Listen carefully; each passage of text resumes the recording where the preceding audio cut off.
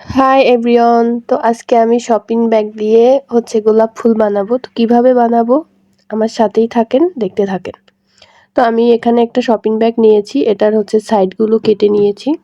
দুই পাশের সাইড কেটেছি, শুধু একটা সাইডই আমি কাটিনি, আর 3 সাইড আমি কেটে দিয়েছি, আর এভাবে লম্বা করে কেটে নিয়েছি। এবারে আমি একটা কাঠির সাহায্যে এটাকে সুন্দরভাবে মুড়িয়ে নিব।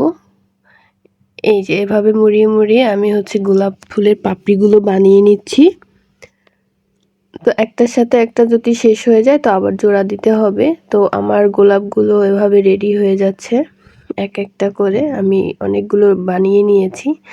এখানে আমি মাত্র 3টা শপিং ব্যাগ নিয়েছি। আমার বাসায় যা ছিল তাই দিয়েই আমি এই গোলাপগুলো বানিয়ে নিয়েছি। তো ফাইনালি আমার গোলাপ ফুলগুলো রেডি হয়ে গেছে, দেখেন। আর কেমন লাগছে, কার কাছে কেমন লাগছে অবশ্যই কমেন্ট করে জানাবেন। ধন্যবাদ সাথে থাকার জন্য।